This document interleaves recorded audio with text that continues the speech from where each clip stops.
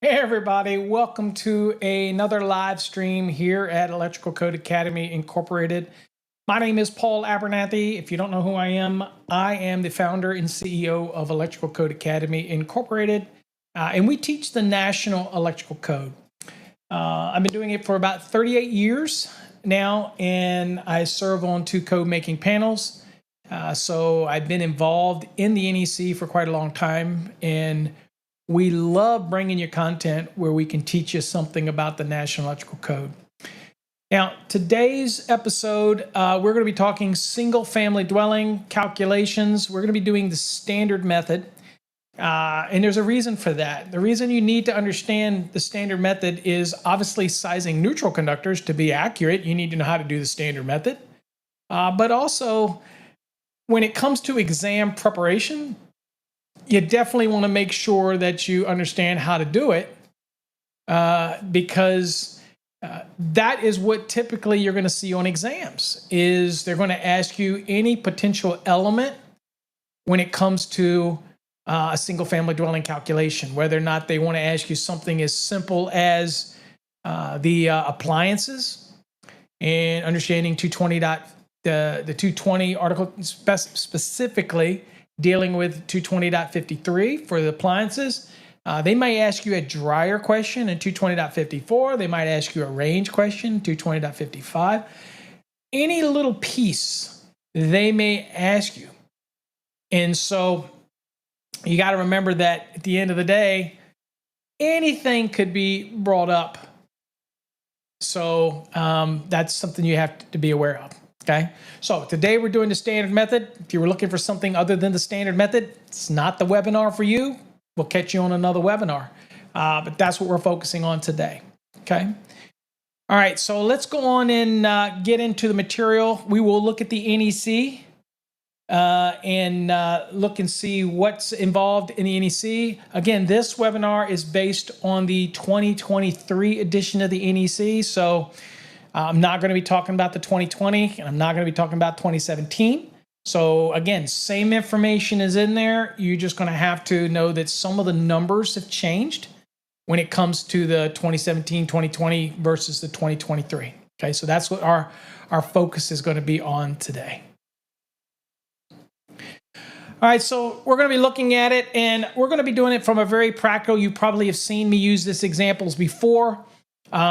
You can post your questions in the chat feature. I will get to them as I get to them and be able to give you some additional insight on it. But again, we are focusing on the topic at hand, which is single family dwelling standard method. So I'm not entertaining questions outside of the topic of the webinar. I've got 2 hours. I want to make sure I cover everything in that time frame. And we should be able to finish with enough time for me to answer any questions or give you some additional insight. Okay, so on an exam, they could ask you anything about a single family dwelling calculation. And in the standard method, it's not going to yield the best result in the real world like an optional method would do, right? But in a standard method, they're going to ask certain different things. Now, the optional method is much easier. If you fumble up on the optional method, then you really need to take a step back, right? So, because if you think about it, with the optional method, you're simply taking the nameplates of everything. And you don't have to worry about the first 3,000 at 100%, the next 117,000 at 35%, anything over that at 12. You really are just taking the nameplate values from everything. And then when it comes to heat versus AC, you're taking either 100% of the AC versus a different variations of the heat and see which is larger. So you take the first 10,000 at 100% and everything after that is at 40%. And then of course you do the heat versus AC, whichever is larger. So that one's pretty straightforward. And we can cover that in another episode pretty quickly. The standard method, we want to make sure because of the little pieces that are involved in it, that's why we want to spend a little extra time on that scenario. So the first thing you got to deal with is, where do I begin? Where do I even start? So on an exam versus real world, in fact, funny part is I'm doing a calculation as we speak for my brother. We've got a big 10,000 square foot house that he's wiring. And you really have to have all of the variables to do a accurate load calculation. That's the first thing that I want to, that I typically talk about for people is it's hard for you to do. On exam, it's easy because they give you all the info. Otherwise, you can't do the calc. In the real world, it's tough, right? Because I need to know the rating of the dishwasher. I need to know what the disposer is. I need to know what ranges. Is it gas? Is it electric? So you have to put a lot of pressure on the design, the builder, the homeowner. Unless you're just used to doing houses of a certain size that you can just do rule of thumb and say, yeah, this looks like this would be a 200 amp service, or this looks like it'd be a 400 amp service, that type of thing. The house that I'm calculating out with my brother, that's nearly a 10,000 square foot dwelling, and it only needs a 400 amp service using the optional method. Probably would be larger using the standard method, but you're permitted to use the optional, okay? So we're looking at standards simply from an exam prep scenario, but optional methods will be covered in another webinar, most certainly, because we want to make sure we cover it all.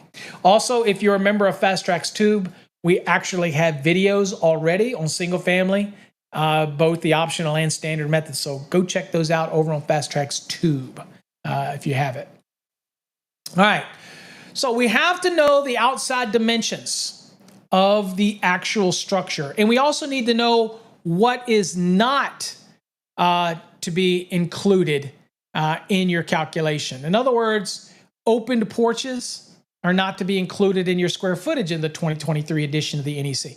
But an unfinished basement, which is adaptable for future use, you do have to take that square footage into consideration.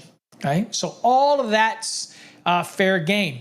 Right? Now, in the 2023, guess what? Even your garage square footage has to be taken into consideration. Okay? There is a lot of people that are actually adapting their garage as a habitable space or for future use that is not just a garage. So that was a change in the 2023 to remove garage from the list of things which you exclude from your square footage, right? So that means that it's got to be included in my calculation. Again, if you come in late to this webinar, remember, we are talking 2023 edition. That's it today. It's nearly impossible for me to try to cover all 3 cycles in one webinar. All right. So in today's webinar, we are going to look at a house that has these things that we have collected. We have pulled these things together. We know the outside dimensions of the dwelling, which is 35 by 55 foot. So it looks to me like a rancher. We do know that there is a front porch that is 7 feet by 10 feet. Okay, so we're gonna know that that's not going to be included in our square footage, but we got to see how we do that. In our case, we have 4 small appliance brand circuits. Of course, you all know that the NEC demands a minimum of 2 small appliance brand circuits. And if you're doing a load calculation on an exam and they're asking you to do an entire load calc, and they want you to do the entire load for the dwelling, you have to assume at least 2 small appliance brand circuits at 1500 VA each. And you also have to assume at least 1 laundry circuit at 1500 VA each, okay, or for that one. Now, our dwelling has 2 laundry brand circuits. We have 4 small appliance brand circuits. So keep that in mind as we go through. Also, I will tell you that today, while I'm going through it, I will also be filling out our sheet. If you're a Fast Tracks member, you're fully aware by now of these sheets. So these sheets are a little kind of keeps track and kind of helps you learn the different steps through it and that type of thing. Let's see here. Oh, I did see a comment. I haven't been watching the comments. Logical 4 says, I'm not trying to be combative with my comment. Oh, no worries. I didn't take it as any combating. I was just glancing up at it to let you know that we do have optional videos for optional calculations over on Fast Tracks Tube. If you're a member, go watch them there. But we will be doing an optional series here in the future as well. That one just maybe not going to take 2 hours to do because it's much, much easier to do the optional. calculation. All right, so anyway, so no, didn't take it anyway as combative. All right, so we've got, what else do we have here? So let's look at our list. We know we got a water heater, which is an appliance. And it is 4.5 kW, or as y'all all know, I like it to be 4,500 VA, 240 volts. So just remember, that's not going to be in our neutral calculation. That's only going to be in our ungrounded hot conductor calculation. We have a 10 amp dishwasher, which we're going to have to convert to VA. And y'all know how to do that, right? The amps times the volts is going to give us a VA value that we're working with. You should always know that to convert and get, you got to work in the VA. So that's how we convert VA. Next, we have an InSync waste disposer, and this one is given to us in horsepower. And this is the only one today that's given to us in horsepower. But it's good that we look at this one because I'm going to show you how to convert this and get it to VA when you may have something in horsepower given on your electrical exam. All right. And in the real world, you're still going to have to do the same thing, right? You're still going to have to take a horsepower. You're going to have to convert it to get a VA value so that you can do your load calculation. Okay. Makes sense. All right. Let's see here. Hold on. Just making sure this is going, and it looks like it is. Okay. All right. So let's do the next thing we've got here. Okay. So we got a trash compactor. That is an appliance, not categorized as a motor, even though it may have a motorized component in it. It is not. So it's just an appliance, standardized unit utilization equipment. And that is 7.5 amperes at 120. And of course, again, y'all know how to convert that, and we will later convert that to VA, amps times the volts. We have 3 attic fans, and those are 4.2 amperes each. So we have 3 of them up there in the attic. So we just added the sum together, 12.6 amps. And again, to get the total VA, amps times volts. And we're going to do that as we move through this. It's going to go quickly once we start working through the form. The next is we gathered a clothes dryer. Now this one happens to have a nameplate on it that is 5.5 kW. And you're going to see that when you're doing the standard, that nameplate rating of 5.5 is what you would use in the optional method. You just simply use the nameplate. In fact, that's what makes the optional method easy because you just pull everything from the nameplate. In the standard method, it is 5,000 or the nameplate, okay? Whichever is, okay? So yes, so Richard, the garage is, we have a question here. And in the 2023 edition of the NEC, it most certainly will be included in that 3 VA per square foot, not 3% per square foot, 3 VA per square foot, because they removed the language, right? They used to have garage in there to where you would exclude it, and now garage is missing from that, okay? There's a reason they removed garage from it, that type of scenario.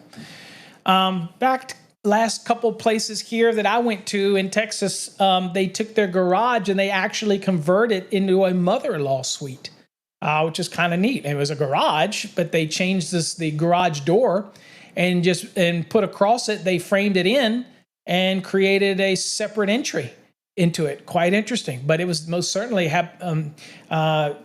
ability to expand it to a habitable use. And it was expandable as future use. So that's why we take it into consideration, and that's why the garage was taken out. Whereas now it just talks about the application of spaces that are not adaptable for future use and open porches. Okay, so yep, absolutely, it's included now in the 2023 edition. Let's see what else. Let's get through these real quick. Counter-mounted cooking unit is 7 kW. Let's see here. That is 7 kW at 240 volts. And remember, it does have a neutral contribution. We'll look at that at some point. Then we have a wall-mounted oven, 6 kW at 240 volts. No self-promotion of YouTube channels or we will ban you. Okay, don't do that. Let's see here. The next is electric heat. 3 banks at 5 kW each. So we're just taking the summation of them. And so that is 5, 10, 15. So that's 15 kW, 240 volts. And to remind you, that is not going to have any neutral contribution because that is electric heat. So we'll look at that when we do the neutral. The next we have is an air handler. That air handler will definitely be blowing the heat around as well. So remember that air handler at 3.2 amperes. Again, we're going to have to convert that to VA. Again, amps times volts. It is not a non-coincident load. So what that means is that when the air conditioning is running, the air handler works. When the heat is running, the air handler works. So that's not going to be a non-coincident load. Whereas typically when the electric heat, central heating is going, the thermostatic control will isolate out the air conditioning. So it won't run, and vice versa. So those would be kind of the non-coincident load. That type of scenario. No worries, Titan. No worries. I'm just making sure that others don't, do that. All right, so that is, and then we have a condenser fan, which is 2 amps at 115 volts each.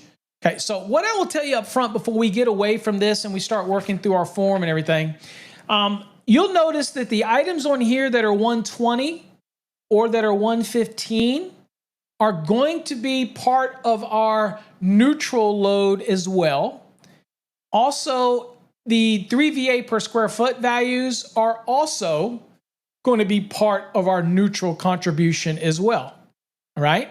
So it's only the 240 volt loads, except for the range and the dryer, which obviously you electricians are familiar with that, right?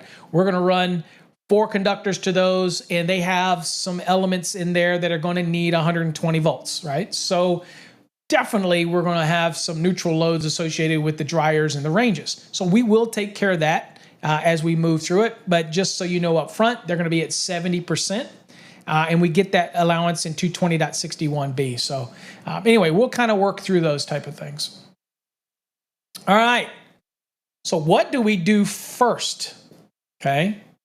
Now, in the 2020 edition of the NEC, right, we're going to go to 220.14j. And there's a reason I did it this way, since I said I was going to be focused on 2023, because I do up front want to show you the change for the 2023, because I do realize there were people that will be transitioning, right? So that's why I wanted to do this. So if you're in the 2020, you're going to get the 3 VA per square foot information from 220.14j.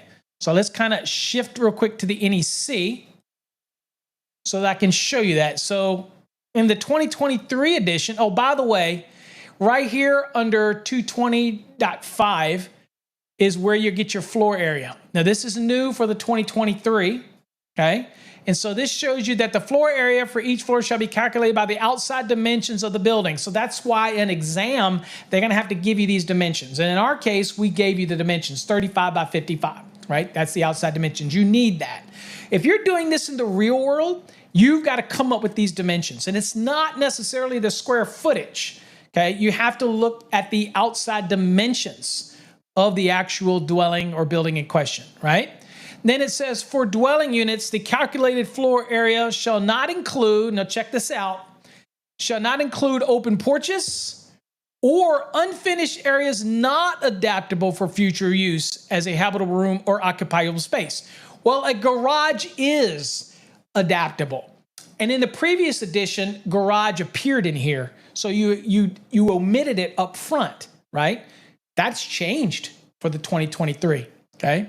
All right, now, so back what we were looking at. So 220.14, if you look down here, you see that no longer is it telling you about the 3 VA per square foot. What's up, Daryl? Thanks for joining me. Also, I just do some shout outs.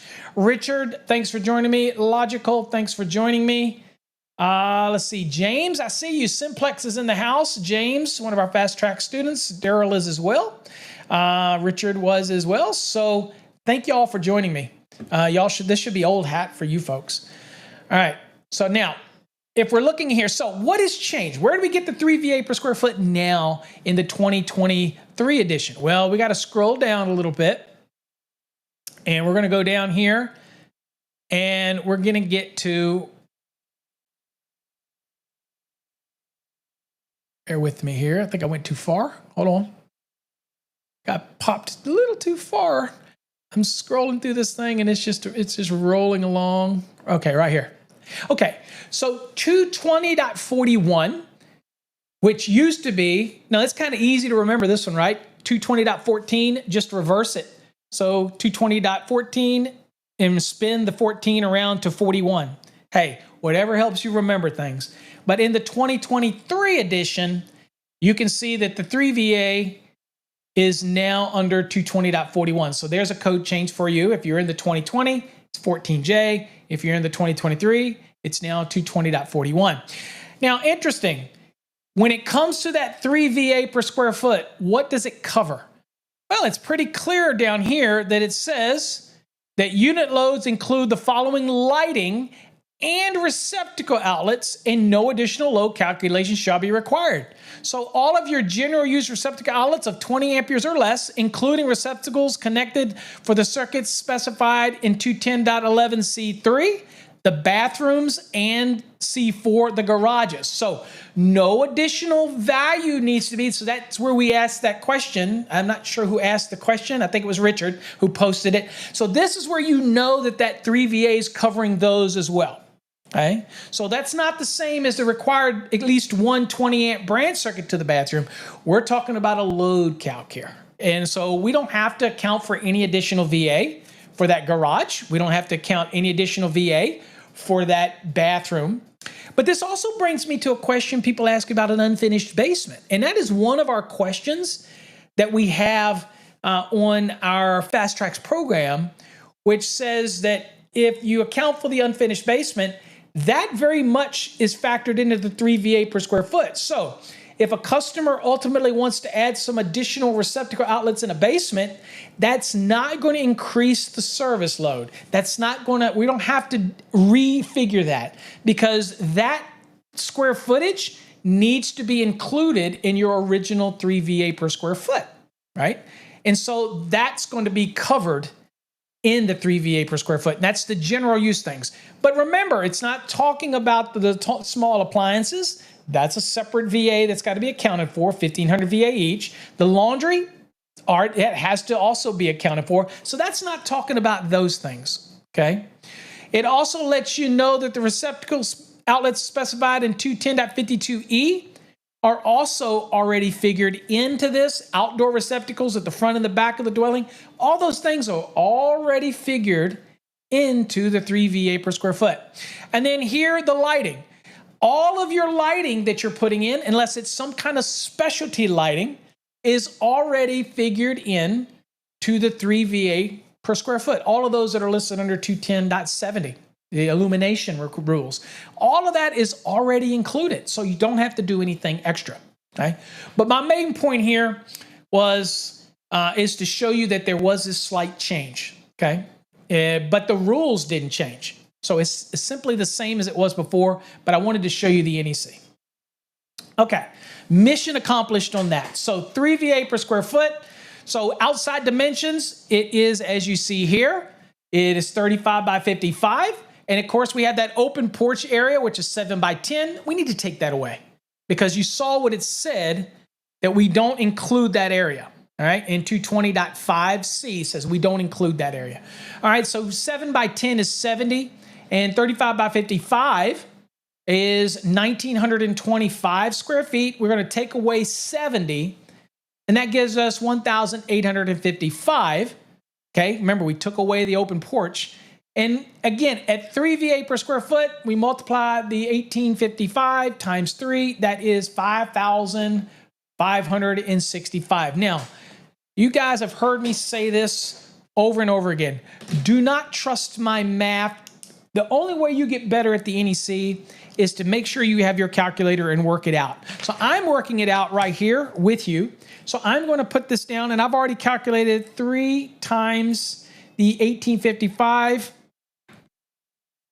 And so my total should be 565. Okay. So I am going to test that out. You can do it yourself, but I'm going to make sure that I'm right.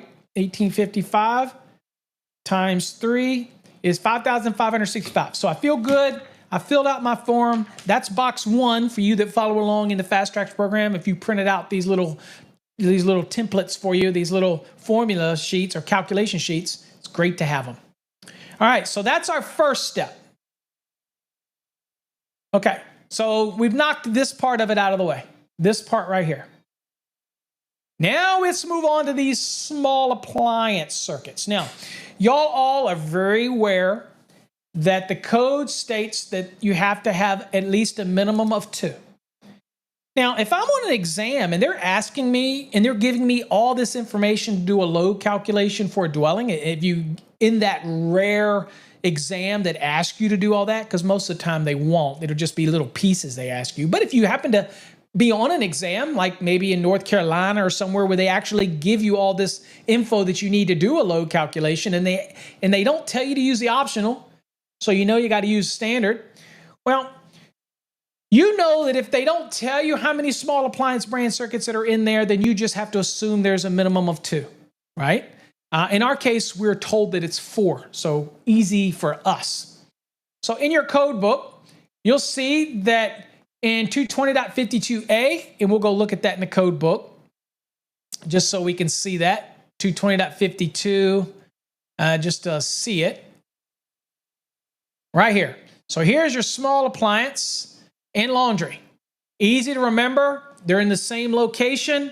And here's where it tells you that each dwelling unit, the load shall be calculated at 1500 VA for each 2-wire small appliance branch circuit covered in 210.11c1, and 210.11c1 required a minimum of 2. Of course, we got 4, but the minimum was 2, okay? And then, of course, down here is for the laundry. And again, 1500 VA for each 2-wire laundry. The code in 210.11c2 requires at least 1, but our dwelling that we're calculating has how many? 2. That is so important too, because if you are calculating out for somebody in the real world, you ought to know. For example, when I'm doing this 10,000 square foot calculation for the house that my brother's wiring back in Virginia, I know that they're going to have more than 2. So I have to look at it and say, well, it looks to me like we're going to have at least 5. So I have to take that as 1500 VA each for 5 of them, that type of thing, okay? So, and then when I'm calculating, I might do it at 6 after I've done everything and see if that's going to change my load any, or it's going to make my service change.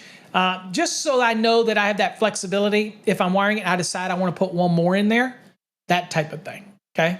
Makes sense? So I'm always thinking about that in the real world. Exam, it's pretty simple. They got to give you the values to take into consideration, right? Okay. All right, so here we go. We've got 1500 VA each, and we know we've got 4 of them, so it's pretty simple. We're going to do 4 times 1500, and that's going to give me 6,000. So on my form down here, I'm going to say that I have 4 of them. So 1500 times 4 is 6,000. So on my form, we just do it. Now, I do have students and people that watch my videos that'll ask, where do I get these forms? They're on the internet. You can Google them. There's different people that have different forms. Ours you can't get unless you're in our program. So don't even ask, okay? So you have to be a member to get access to these, all right? But there's tons of available ones out on the internet. Just Google for it. Single family dwelling load calculation form, and I'm sure you'll find one. All right, so I've written that down. Next, laundry circuit. 220.52b told us that it was 1500 VA for each 2-wire laundry circuit. Okay, 2-wire being hot and neutral. Okay, all right, and we had 2 of them. All right, so pretty straightforward. 2 times 1500 is 3,000. So I'm going to write that down. So I've got 2 of them, and then I'm going to put down 3,000. pretty straightforward on our form. I know y'all can't see that, but I just wanted you to see kind of that we're kind of working through the form, okay? Now, the reason for this also in the form is it also gives you code references. So at any time you're stuck or for some reason, you can always just look at the code references and send you where. I also should remind you, if you're in the middle of an exam and you get stumped on anything, if you go to the informative Annex D of the NEC, it will also give you some examples of a single family dwelling calculation, okay? So it gets you back on track, okay? That type of scenario, okay? All right, so also should remind folks, we have a good question that did come up here that says if you have a stack unit, okay, remember, dryers are not required. The laundry circuit is required, okay? So you're still required to have the laundry circuit at 20 ampere circuit regardless. That is still required. There is nothing in the NEC that requires a dryer circuit, okay, a 30 amp dryer circuit. Now, obviously, if you're on an exam, right, and they give you a dryer, then you have to take that into consideration because they gave you the value. In fact, we do today on ours.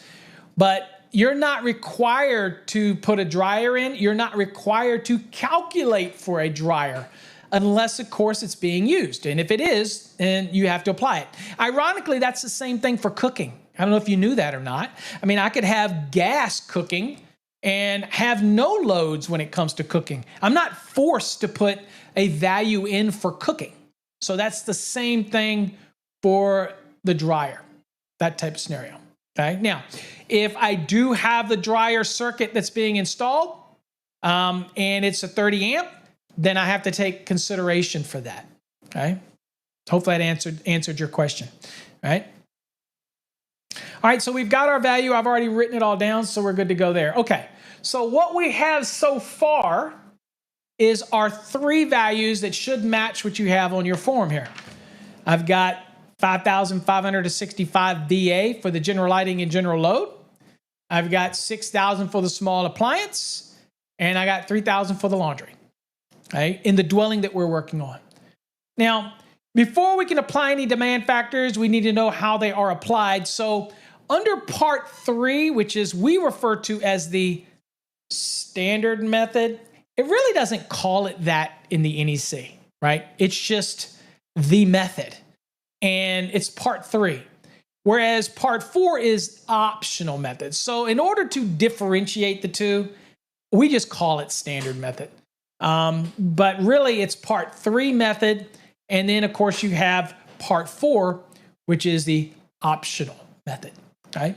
So remember on an exam, unless they tell you to use the optional, then you have to go with the normal method, which is part 3. And we refer to that as the standard method. Okay, you get me? Okay. All right, so there's the values. Now, if you're looking in part 3, then the standard method, again, it is going to be, we're going to now apply some adjustments, okay? Some demands that we get to apply to this thing, all right? So 220.45, and we get the permission to do all this and have the general lighting also include those general use receptacles. They're included in this demand that we're going to go. Even though the table, which is 220.45 under the 2023 NEC, even though that table just says general lighting, you know that the general use receptacles are included, 20 amps or less, are included in that because we saw earlier when we looked at the code that it specifically said that that was included in 220.41, right? So we know that's included in that, okay? So we're down to that. So that's where we're at. So now we're going to have to apply those things, okay? Let's see here. Question we had from the thing is, should the laundry room circuit always be counted regardless if it's being used or not? If it's you have to have a laundry circuit. Period. Unless you're dealing with a multifamily dwelling that has a laundry facility on site that is available to all of the tenants or all of the renters or whatever, then it doesn't matter whether you use that laundry room or not. You have to have at least one 20 amp laundry circuit. Okay? Got to have at least one. Now, whether you use it or not, it's totally up to you. But you have to have the laundry circuit in using the standard method for that calculation. Okay? All right? Because the code tells me I do. Now, again, if it's a multifamily building that has a laundry facility on site, then you have some allowances to be able to not put the laundry receptacle in because it's available to all the tenants or all the people that are at the complex, and there's a separate laundry facility. Then that's different. Then you don't have to install the receptacle at all, but you're required to have the laundry circuit. And in a single family dwelling, you're required to install the laundry receptacle outlet. Okay? And I believe that is in 220.52D, if I'm not mistaken. All right? Okay. Let's kind of go over a little bit more. But thank you for the question. Again, y'all can post your questions. I will try to answer them as we go. All right. So first thing we're going to do is now we're going to bring all of that stuff together. And we're going to apply some math because now I'm going to work out some demand. Now on our form, we have an area which is labeled item number 4, and we have to add all these values up. So that's what we're going to do here. So the first thing we're going to do is we're going to take that 5565, we're going to add the 6,000 to it, and we're going to add the 3,000 to it. So it should be 14,565. But again, I never trust the math. So 5,565 plus 6,000 plus 3,000. And that is 14,565. So that part was correct. So I'm going to transfer that down to box number 4 in my little formula here, or my little calculation thing. So I'm going to do 14,565. Okay. So now I'm going to get to apply some demands here. Okay. So now what does it say in the code? So let's go back really quickly to the NEC. And see, well, I don't have to go back to the NEC. It's right here on the screen for you. So this is what it looks like in the 2023 edition. And this is the table 220.42 is what it is in the 2020 edition. So you get to see both here. Nothing changed. It's nothing you got to learn different. It's just moved a little bit. And so here you see it says the first 3,000 at 100%. So we know that of that 14,565, at least 3,000 of it is 100%. So we're going to take that 3,000, we're going to set it aside, right? Now, from 3,001 up to 120,000, which our dwelling falls well below that, so it falls right in there, we're going to take that remainder at 35%, okay? Now, if you were doing this massive house and then you had any additional VA that was over 120, then you're able to reduce that by 25%. So you stack effect it, and it's really going to give you a good demand factor for this for these dwellings, right? But in our case, we only have the first 3,000 at 100, and then the next up to next to 117,000, or the next from 3,001 up to 120,000. We're going to fall in the 35% factor. Okay, so here's how we kind of do the math. We take that 14,565. Let's take that 3 away and set it aside right now. So in our form, we're going to take the info from line 4 and we're going to put it down in line 5, which is 14,565. So you can't really see it on here, but that's kind of how we're doing it. Okay, just following along. So we take that 3,000 away and that gives us 11,565. Okay, so that's what you would have in column 5 of the form if you're using our form. So it'd be 11,565. Okay, now, at that point, that 11,565, that is nowhere near exceeding the next 117,000. So we know that the multiplier for us is going to be 35%. We're nowhere near it. Okay, so we take that 11,565 and we multiply it by 35%. So we're going to do that. And on our form, we're simply going to move that down to box 8. So I'm going to take that 11,565, drop it down to box 8, and all we're going to do is 11,565 times 0.35 And what do we get? We get 4,047.75, which I'm going to round. Remember, the rules in 220.5 allows me to round up 0.5 or greater when we're dealing with it. So I'm going to go on and round it up. Now, if you want to keep the full amount and carry it on until the end, that's up to you. It's not going to change anything, okay? But we're going to round this up to 7,048, okay? So I'm going to make sure I write that down right here, okay? No, excuse me, that was 4,048, excuse me. So I'm at 4,048, okay? So that's what you'd get in box 8, okay?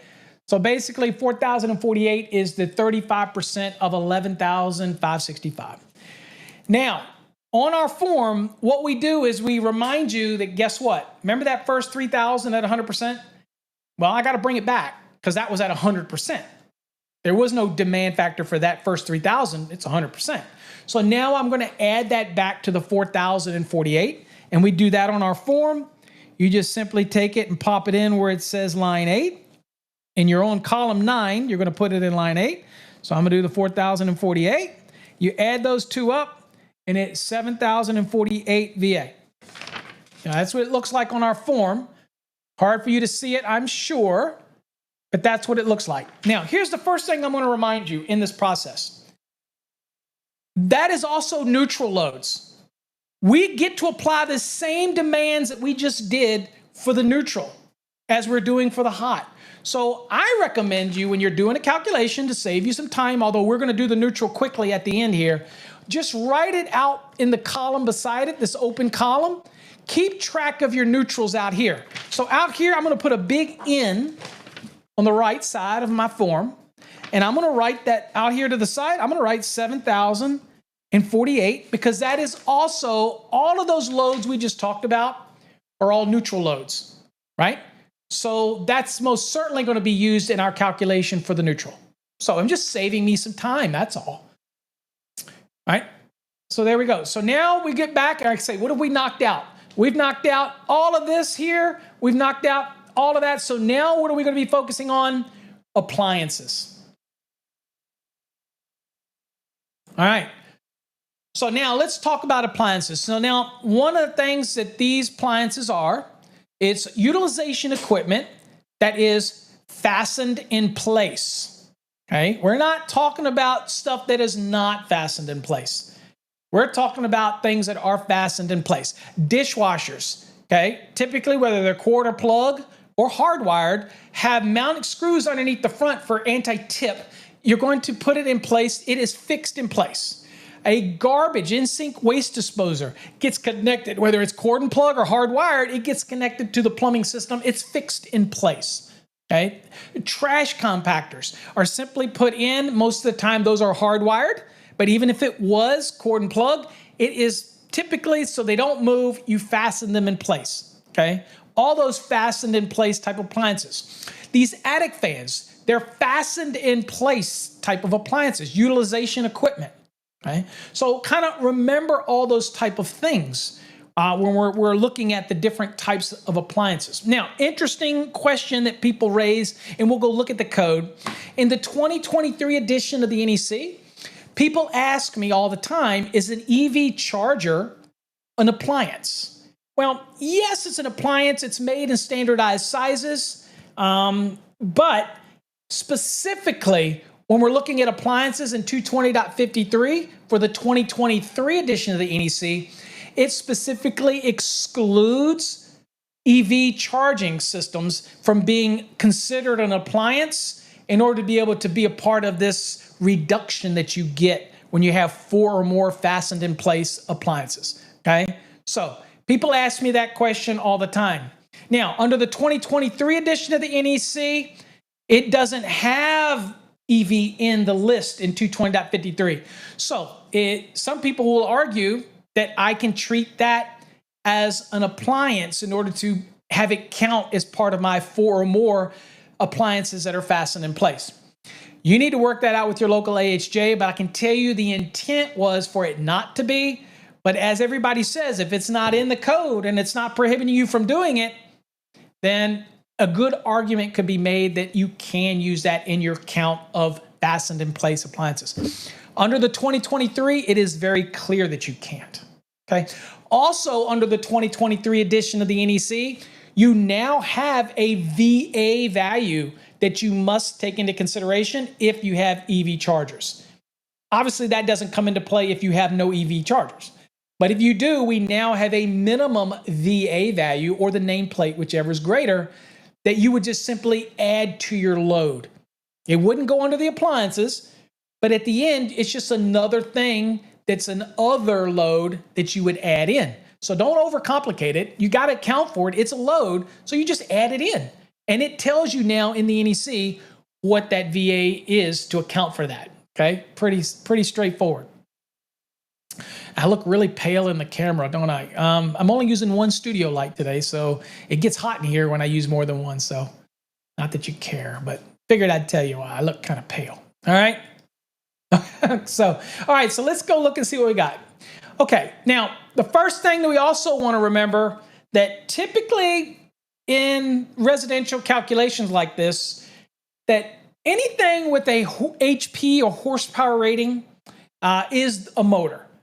But a trash compactor, dishwasher, things like that, we're not consider those as the motors. And that's important later when we're looking for the largest motor in the dwelling.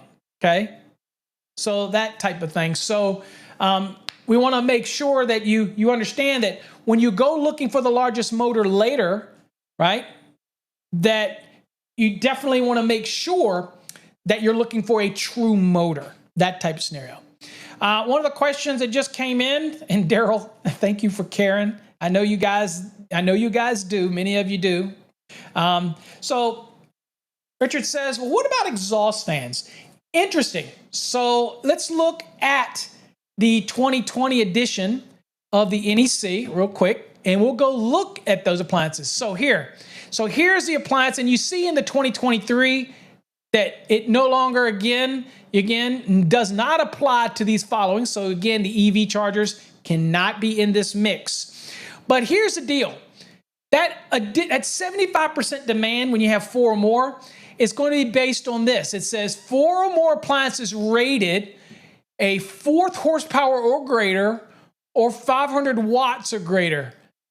Chances are those exhaust fan motors that are in your bathroom are not rated a 4th horsepower or greater. They're probably much less than that. Okay, 1/16 horsepower or smaller, or they're not going to be 500 watts or greater. So that's your threshold, okay, to make sure. So no. Now, years ago, there was a problem with, before this language made it in the 2020, there were people that were stacking using these little motors in order to try to bump them into being able to have 4 or more. And I'll be honest with you, I don't know why they would do that, because nobody's going to be, in the real world, nobody's going to be using the standard method to size their service anyway for a dwelling. They're going to be using the optional. Okay, so, but anyway, there you go. So hopefully that makes sense. So yes, you're not going to include those exhaust fans. They are entirely too small for that application. But thank you for bringing that up. All right, now, other the things you also have to remember that as we're in the process, we're going to have to get the horsepower for the specific motors that we do have in play. So I think we have an in-sync waste disposer, and we're going to have to go get the FLC for that. And then once we have the amps, we're going to multiply that by the voltage in order to get our VA. But also think you remember that we have other appliances that are going to require us to do a little calculation as well in order to get our VA.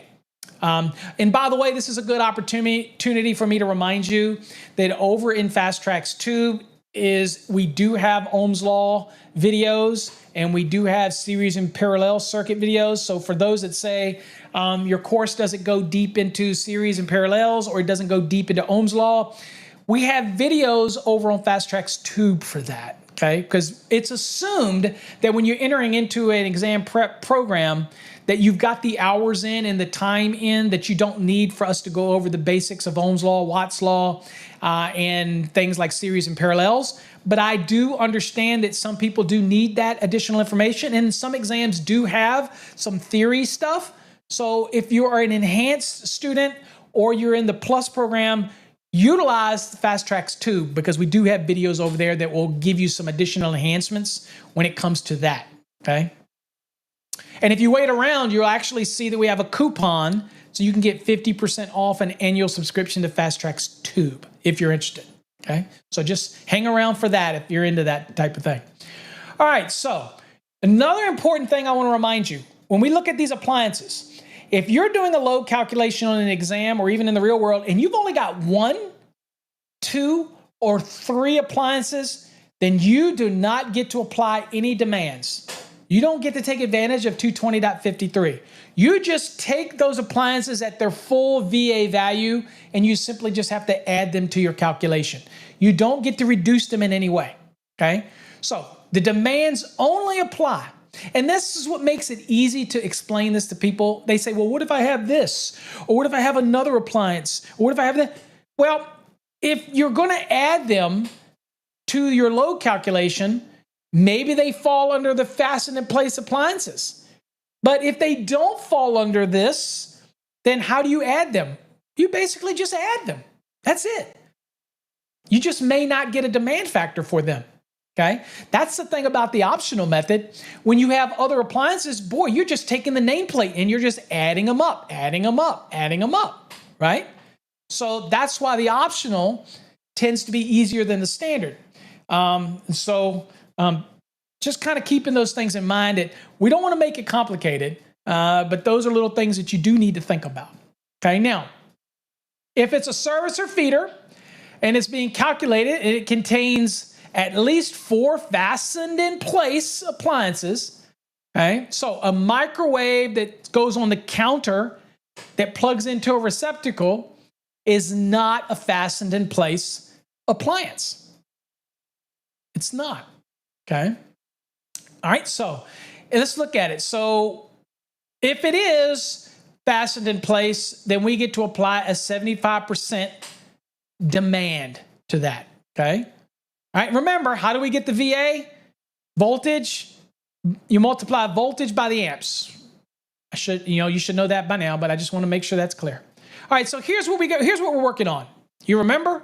And I've done the math for you, but I would say at this time, a lot of times on my videos, I say you can pause and work these out, but for the webinar, I wanted to go on and do it, so we've already done it. All right, so here's your water heater, 4.5 kW. Y'all all know that kW is equivalent to kVA. I like to work things in VA because that's typically how we work things when we're doing a load calc. But essentially, the code tells you that they're synonymous. So 4.5 kW is equivalent. So if you see here, I've got 4,500 kW. The reason I put this way is because most students know that in my program, I will mark that wrong. And so that's why I leave some of these things in here for my students so I can elaborate on it. That would not be accurate. That's 4,500 watts, not 4,500 kilowatts. Okay, so I like to leave little things to make you aware of that. So that is right there would be wrong. That would be watts. But in order for you to convert this, you would just take the 4.5 times 1,000, and that's how you get 4,500 watts, okay? So kind of these little tidbits I like to teach you. Most of my students that are in our programs know this. So again, just kind of shout out to those. So it's 4,500 VA. Now the dishwasher is 10 amperes times 120 volts, okay? Because we already know what the amps are. So this one is easy. 10 times 120 is 1,200 VA. So that's our VA for the dishwasher.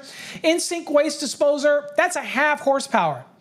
And it is single phase, and we would need to go where? Remember this, anytime you get a horsepower rating, even on the exam, the first thing you want to do is you want to go, dude, I need to convert this to VA because I'm going to be working with VA. So you got to find the FLC. The FLC for this one is found in 430.248, okay, because this is single phase.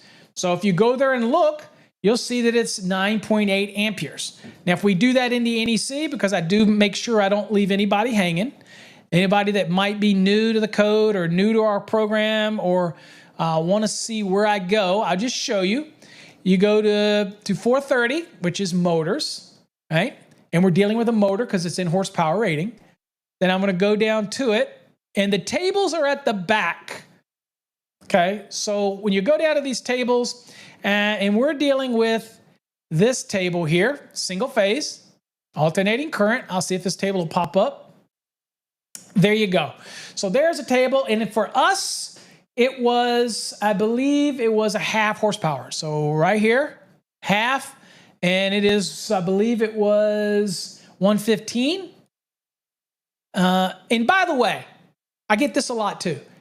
If it said 120 and we're dealing with the horsepower, it doesn't matter. You still would come to this column because you see the content in here, up here. It says 110 to 120 and also down here from ranges 110 to 120. So basically you're still going to use the 115 column even if it was given to me, for example, for a motor, it was given to me as 120. Now don't get confused if it's for like that dishwasher. That dishwasher, if it had said 10 amps times 115, then you use the 115. You use whatever they give you, okay? In our case, it was 120. But if you get a motor question and they give you 120 or they give you 115, you use what they give you, okay? It's just in our case, since the motor was a 120, we know that most of the motors on the nameplate, it might be 120, but it's going to be rated at 115. So that's why we're using the 115 column, in case anybody ever got confused on that. And the reason, the permission for that is all right here, okay? So in case that ever confuses you, they might say, well, wait a minute, it says the thing it's 120, but why are we using the 115 column? Well, it should be a no-brainer because there's no 120 column, right? Okay. Go without saying. All right, so in our case here, it is 9.8 amperes. That's what we'll be working with, okay? All right, so we see that it's 9.8 amperes, right? And we're going to be multiplying it by 115 because if you see it says it was 115, all right? So we're going to use the 115. So in our case, just double check their math, 9.8 times 115, and that is 1,127, and that's what we're going to use. So the next one's a trash compactor, again, not classified as a motor. It's an appliance. It's utilization equipment, standardization. It might look a little different as far as the code goes. It's a standardized utilization equipment. 7.5 amperes, and since it's in 120, then we're just going to go 7.5 amps times 120, and that should be 90. I'm going to double check. 7.5 times 120 is 900. I don't know if I said 90, 900, that's right.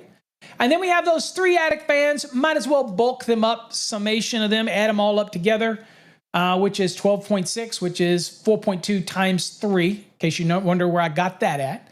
So same thing here. They're all listed as 120 volt in our exam question, right? So we're going to do these at 12.6. Sorry about that tap in there. Times 120, remember, using what they gave us, and that is 1,512.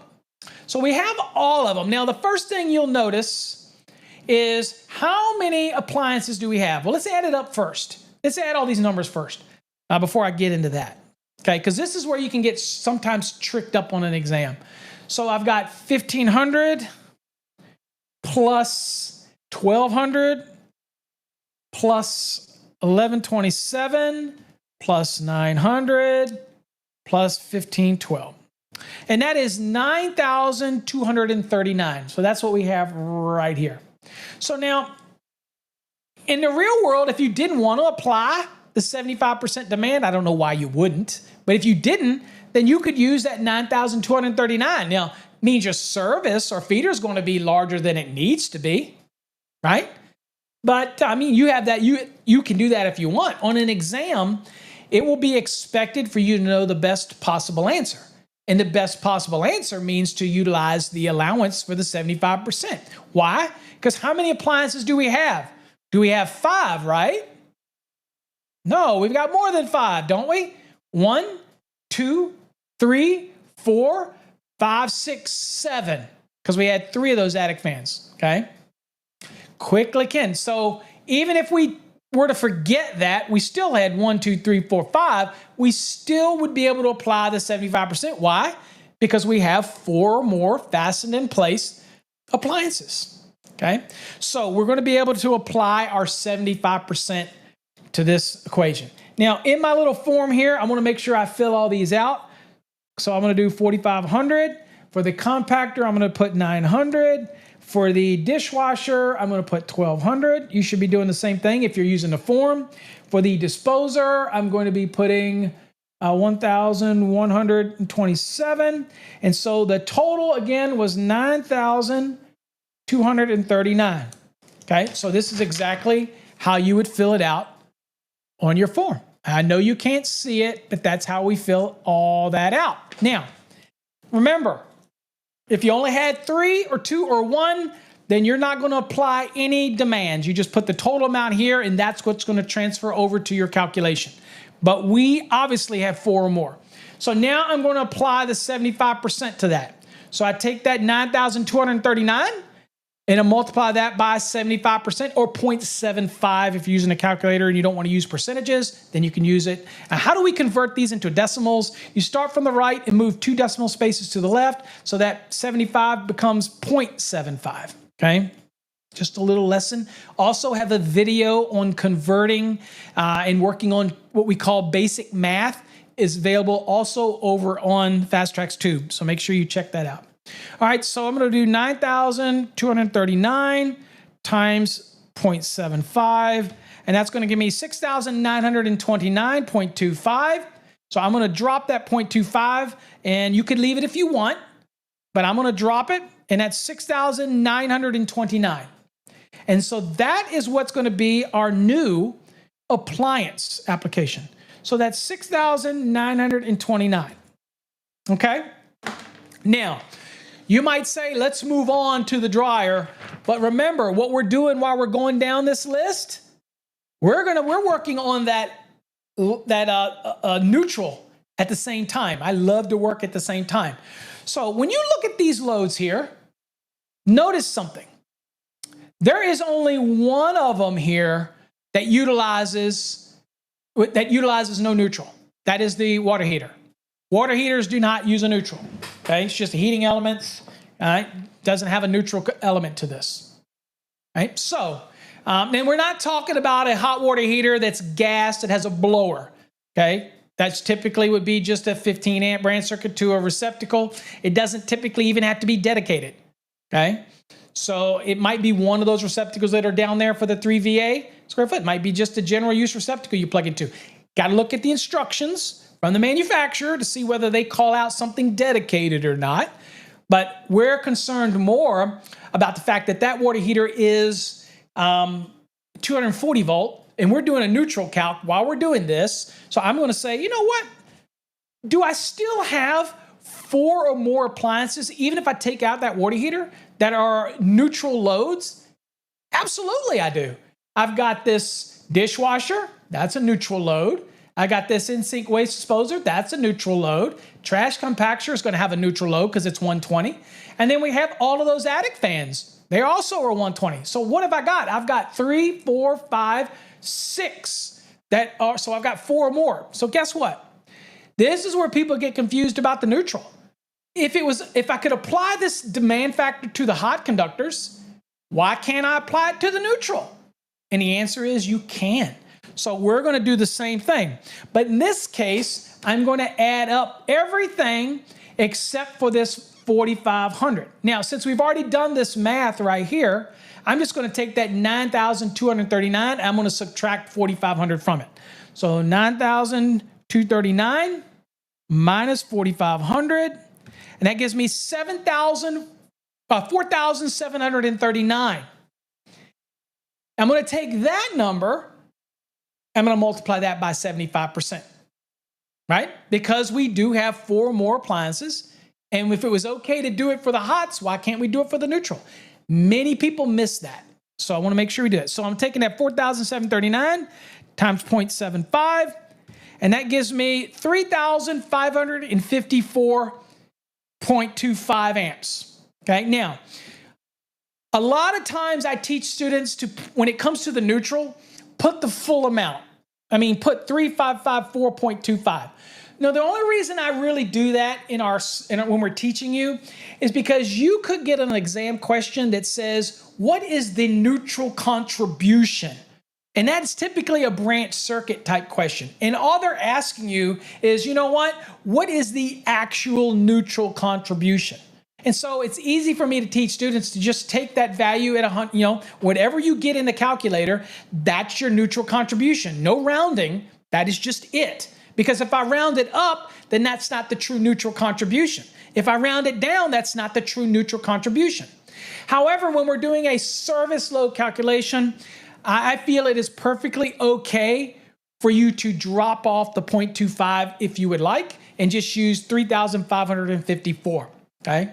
So anyway, that's what we have. So out here on the side, whichever you choose to use, we're going to do that. And so out here to the side, I'm going to write my neutral load, and I'm going to write 3,554.25, and then underneath it in a little parentheses, I'm going to go 3,554, okay? Just so I kind of know what I got going on. Now, the reason I do that is because when I'm looking at the answer in the exam, in the end, and you've got 4 different options, A, B, C, or D, I want to quickly be able to see whether or not the mindset of whoever wrote that question. Because you can't guarantee how they're writing it or whether or not they believe in the rounding or they believe in the full value. But also, it allows me to make sure that you learn that if I ask you a question about the actual neutral contribution for any specific circuit, that you know what I'm asking you for, okay? It's not going to make a difference in the load calc, though, and you'll see.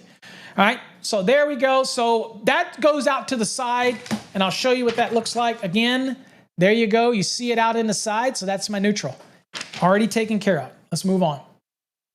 All right, next, let's tackle the dryer. This is easy peasy, okay? So if you go look in the NEC, now, I want to remind you, you are not required to add a dryer circuit in a dwelling. I know that kind of, that might blow people's minds. They're like, well, every house I've ever done has a dryer. Yeah, and you're going to account for it if it has a dryer. But there's absolutely nothing that requires it. And the reason I bring this up is to say that I was writing an exam question, and I gave you the question, and I wanted you to do the sizing for a single-family dwelling, and I did not tell you there was a dryer. There are a lot of people that are going to add 5,000 VA for a dryer, and that would be wrong because nothing in the code requires a dryer circuit. It will require a laundry circuit, but not a dryer circuit. However, if the exam mentions a dryer, you have to take it into consideration. If I'm wiring a building and it has a dryer and for a laundry room, then I have to add it in there because it's there, right? But interesting enough, the NEC does not demand you add it, okay? All right, so in our case, we did have a dryer, and it was 5.5 kW or 5,500 watts or 5.5 kVA, however your flavor. All right. Now, what does it say in the NEC under Article 220.54? Well, we can go look at it. And I'll take us back to 220.54. Bear with me. Right here. All right. So what you see here, it says the load for a household electric clothes dryer in a dwelling unit shall be either 5,000 watts. And remember, watts is synonymous with VA, volt amperes, or the nameplate rating, whichever is larger, okay, for each dryer to be served, okay? So in a dwelling, unless you've got some mega mansion, if you have 1 to 4 dryers, they're just at 100%. So you would take the nameplate or 5,000 for each dryer, whichever is larger. Okay, whether it's the nameplate or the dryer. Now, in our case, the dryer's nameplate is larger. It's 5.4 kW. So obviously, we're going to use that in our equation. We're not going to be using the 5,000, but that is where you get it. Okay, 220.54. Do you kind of see how, when you're looking at the NEC, it's kind of stacking? If you know how to, and I have students that will actually take this form, and then when you can write in your code book, depending on what state you're in, they will actually put the different steps and write it next to the different code articles so that it kind of reminds them of the step process. You have to know whether or not your state allows this or not. Not all states let you write in your code book, but if you're already taking your exam and you're a licensed electrician already, then again, you need to do these calcs. Then you can most certainly write in your code book. Nothing, that's your prerogative to do so. I got notes and stuff written all in mine. Okay, that type of thing. So anyway, okay, so we know that we're going to be using that 5,500, so that's an easy one. So on our form, when it comes to clothes dryer, which is item number 11, we're simply going to put down 5,500. Now, remember what we said about the neutral? Because we're here, might as well tackle it. The National Electrical Code allows me, under 220.61b, to take the load that we just figured, which was 5,500, and I can take that at 70% to determine my neutral load. Now you say, well, where does it say that? Okay, well, let's go to the code, and I'm going to show you in 220.61b. So here we're dealing with the feeder or service neutral load, right? Here's B, permitted reductions. And here you see here for the dryer, here you see for ranges, wall-mounted ovens, counter-mounted cooking. It says, again, up at the beginning right here, it says a service or feeder supplying the following loads shall be permitted to have an additional demand factor of 70% applied to the amount in 220.61b1 and a portion of the amount in 220.61b2. So we're going to be using B1, and B1 is saying, okay, well, this applies to your dryers, and you'll see in a minute that also applies to our cooking. Makes sense? So we're able to do this. So while we're here, we're going to knock out the neutral. Why not get it out of the way since we're here? So I'm going to take that 5,500, and I'm going to multiply that by 70%, or 0.70. If we convert it to a decimal, always easier to convert to decimal, 0.70. So times 0.70, and that equals 3,850. That's my neutral portion for this clothes dryer. So I'm going to write that down so that I've got it. So it's 3,850. Okay, easy peasy. Okay, so we've got 5,500 for our ungrounded conductor and our load calc. And as you can see, I got 3,850 for the neutral for that. Okay. So the next thing we're going to be tackling is the cooking. And I have some very good videos over on Fast Tracks Tube when it comes to cooking. There's a 2-part series. I think it's the best videos out there. I'm biased, of course, but I think it's the best videos out there that really breaks down. I don't know if any of you out there have seen it or watched it. Your comments, I'm more than happy to take your comments on it. But I break down not only the branch circuit application for ranges, but in one part, the first part, I actually break down the loading and how to deal when you have ranges of different sizes, how to use the different columns and all that, column A, column B, column C in 220.55. It's a great detailed video. So I encourage you to go watch that over on fasttrackstube.com. If you haven't watched it yet, it's a must watch. Okay. All right, so let's go on and break these down. So we have household cooking appliances. One thing to remember, if there is no cooking appliances rated over 1 3/4, then there is no need to add anything in the calculation. Okay. So, if it's 1 3/4, if it's less than 1 3/4, then you're just basically taking it at its value. Okay. Whatever it is. You just don't get to apply any demands to it. All we're talking about is, can we apply any demands? Okay. But in our case, all of ours are over 1 3/4. Okay. So we're going to be able to apply some demands here. Okay. So if your individual appliance is rated more than 1¾ or 1,750 VA or watts, you can apply the demand factors and you get to utilize table 220.55, right?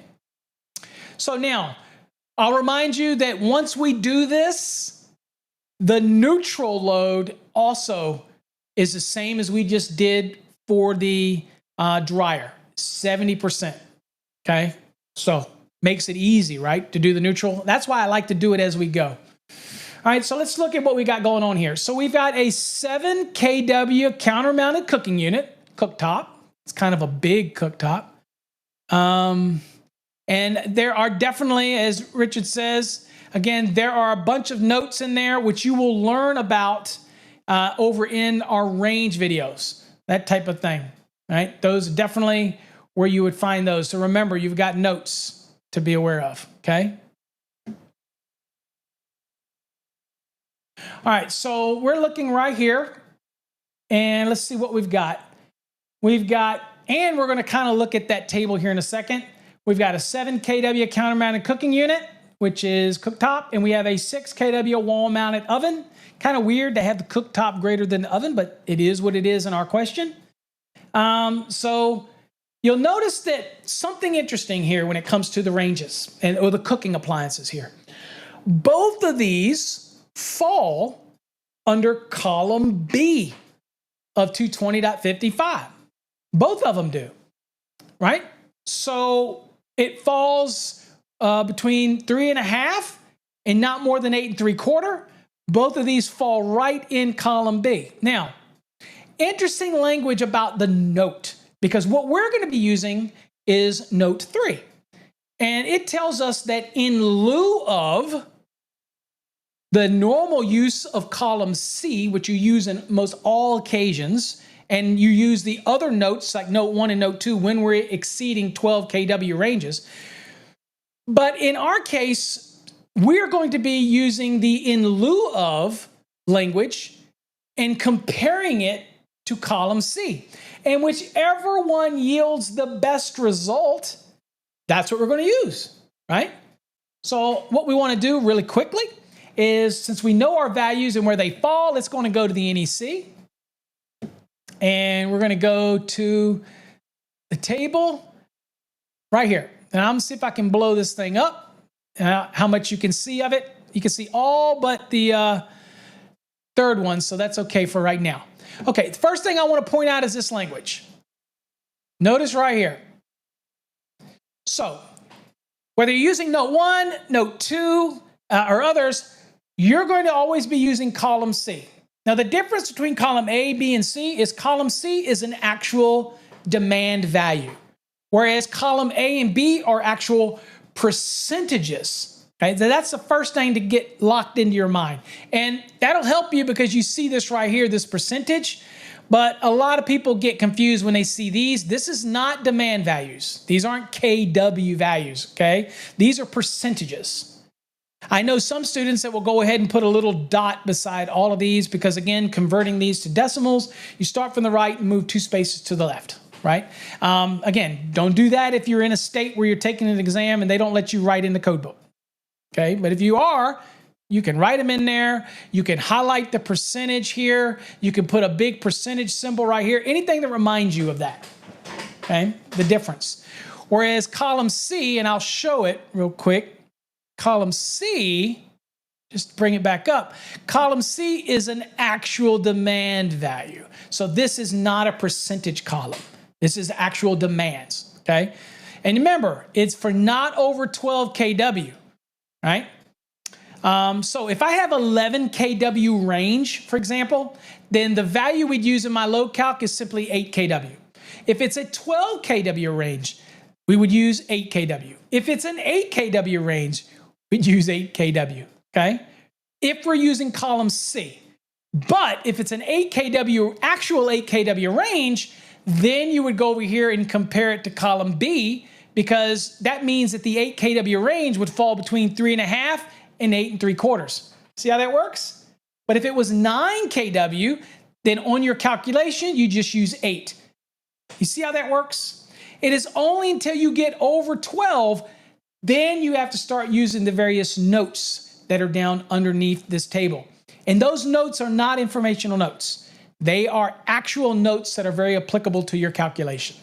Okay?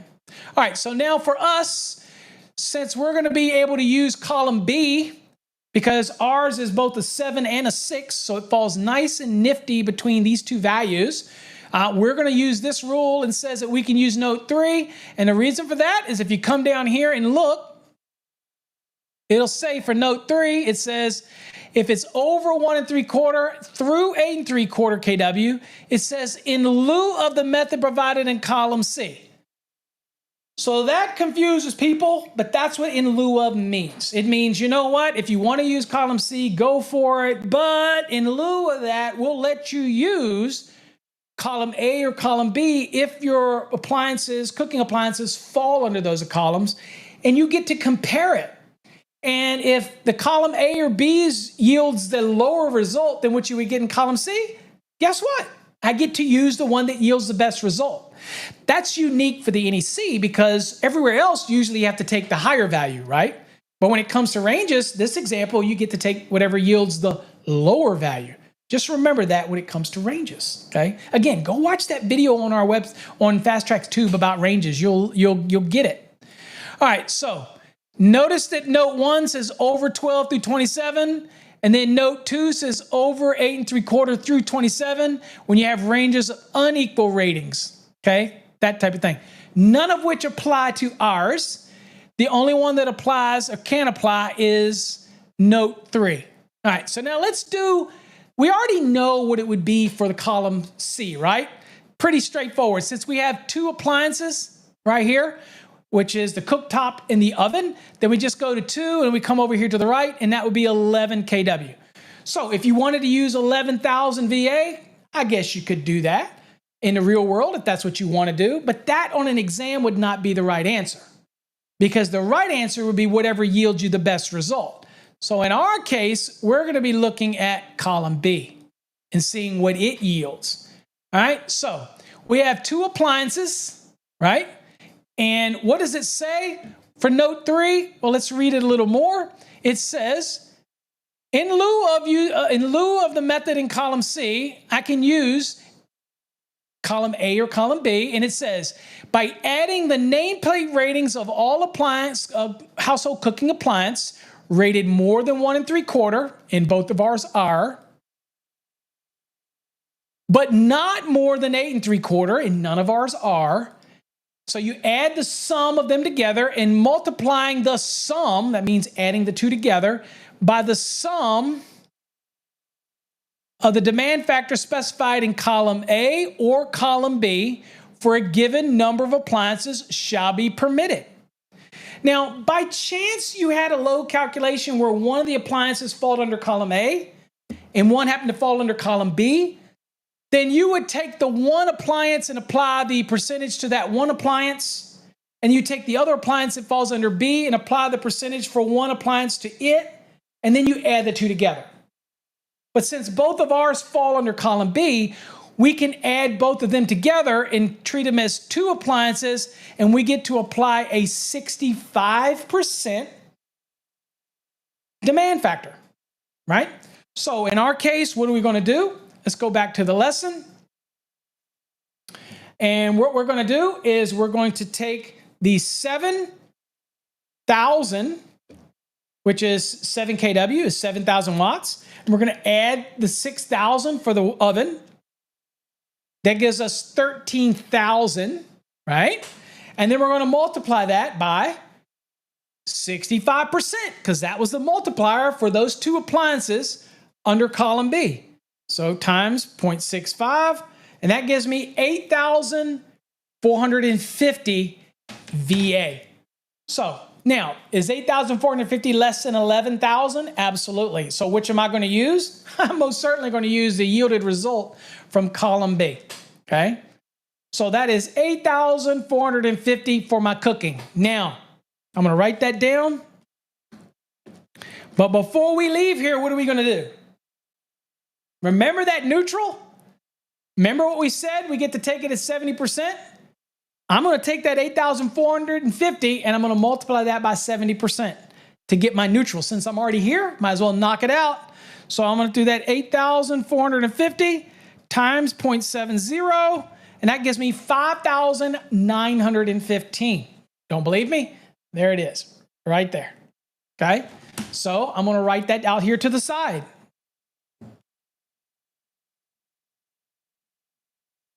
Okay? I'm just going down the form, writing my neutral as I go, doing my load calc as I go, and that's how you use these forms if you're in our program. Definitely think you should use them.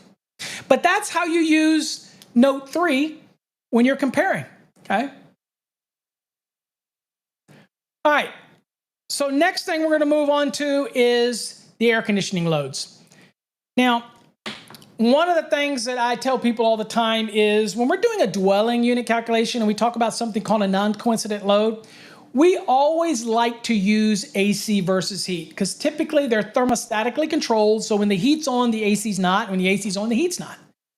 But I want people to remember that if we weren't talking about dwellings, if we were talking about a commercial building, then you could have two loads, non-coincident loads, that will not be running at the same time.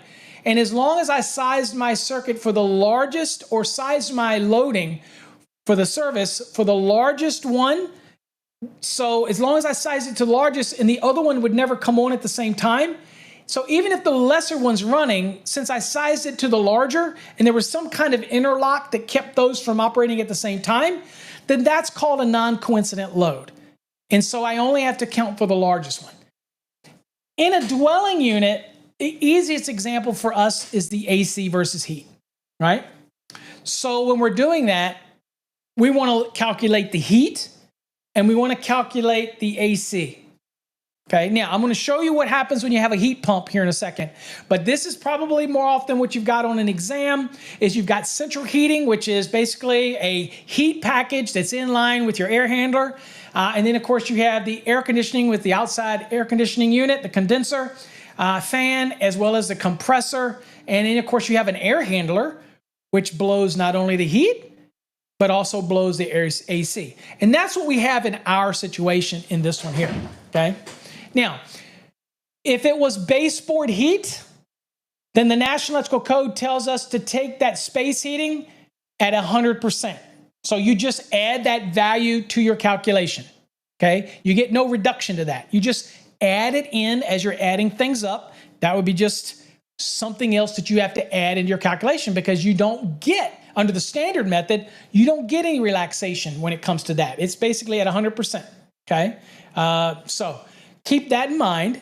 But in our case, we have like central heating and cooling, so we definitely have some non-coincident loads.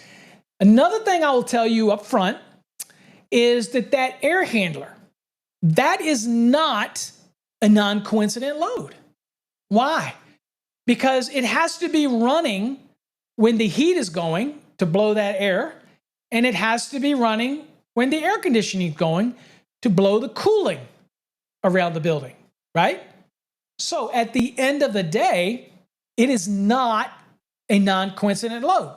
So when we're comparing the different loads, the heating versus AC loads, we got to make sure that the air handler is added to both in our comparison, okay? All right? So let's look and see what we've got here. Now remember, we're going to be doing the 2023 edition of the NEC, so it's important. Pay attention. All right, so first thing we're going to do is we need to convert these things into VA. Well, let's do the heating first. The heating, we don't have to really do any conversion. It's already 15,000 watts, so we already got that. But that air handler is 3.2 amps at 115 volts. So we're going to convert that into a VA. So we're going to take that 3.2 times 115, and that is 368. So you can see that right here. We already done that, okay? Now, and we did that 3.2 times 115. Okay, now that load is going to be on regardless of whether heat or AC. So since we're looking at the heat, we take that 15,000 and we add that 368 to it. So simple, our heating load is 15,368. Now, most savvy electricians that are doing these load calcs looks at this and goes, well, I don't even have to do the calculation for the air conditioning. right? Because it is not going to be anywhere close to that heat. But you may be somewhere in the country where, like Florida, where you might not have this massive 15 kW emergency heat or something like that. You may not have those type of things, or even have that 15 kW central heat package. So the AC may be the larger of the two, but that's why we have to compare. So in our situation, 15,368 is going to be larger than the AC, but we still have to do the math to determine that. So let's look at the AC. So the AC's air conditioning compressor, that is 16.6 amps. Y'all know the drill. That would be 16.6 amps times 230, because that's what they give us. Don't use 240, use 230. That's what they give us, so that's what we want to use. So that equals 3,818, okay? Next is the condensing fan motor.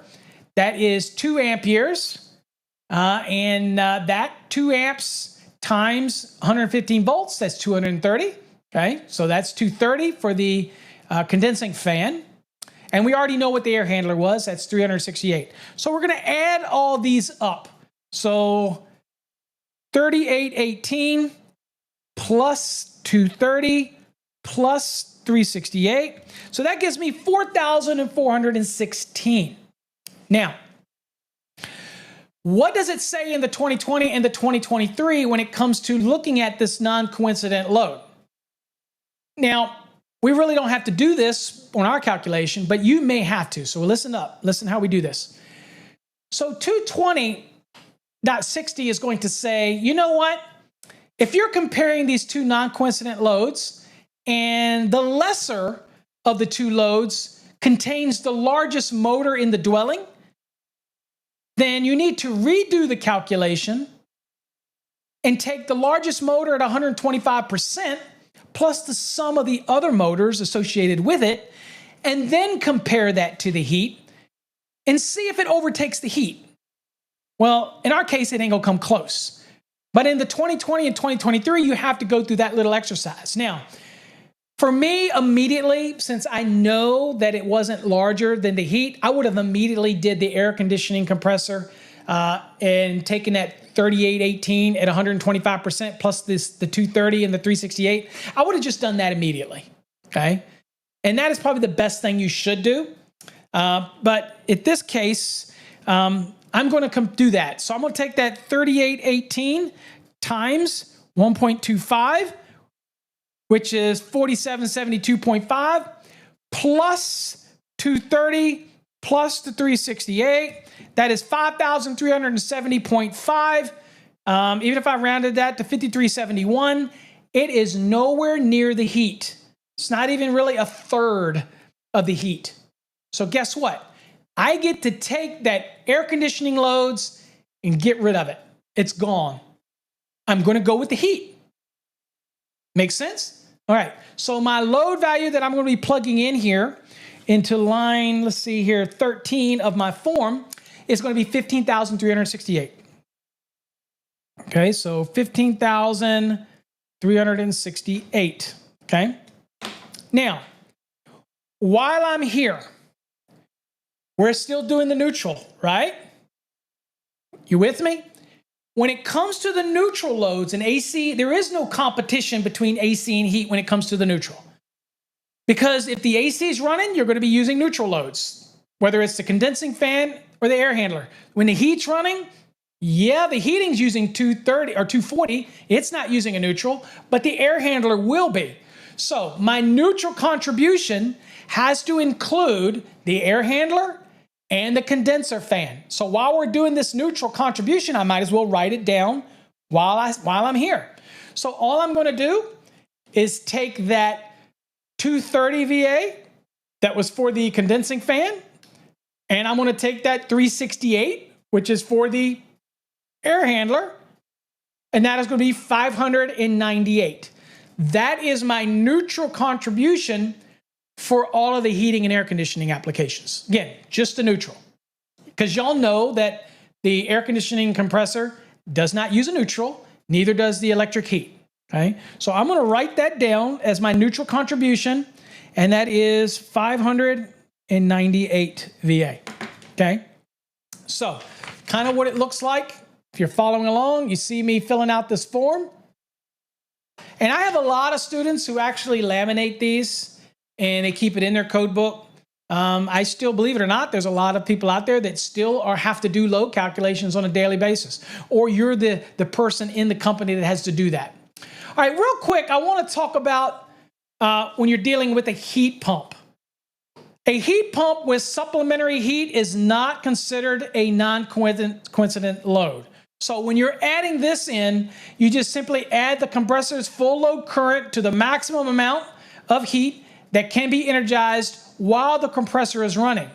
Remember, it includes all associated motors, blowers, condensers, and all of that. Typically, you're going to go to that. Now, we're not talking about the optional method, okay, which have some allowances that you can follow for heat pump applications. Here, a heat pump is not a non-coincident load.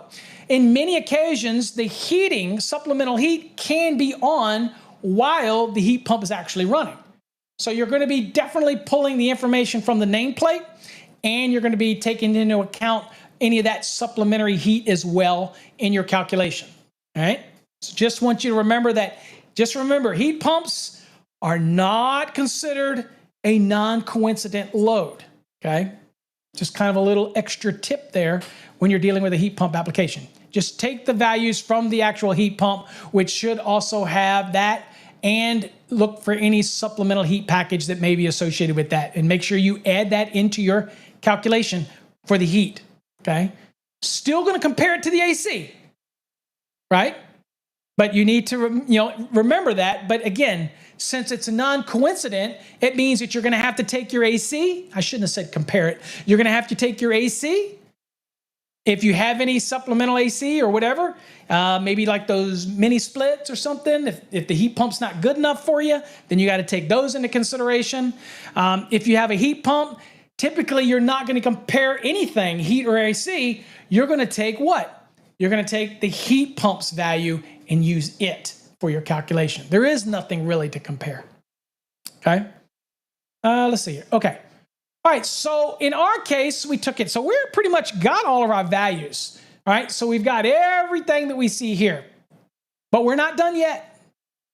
We're not done yet. This is the one that confuses a lot of people. We got one more step. We have to find the largest motor.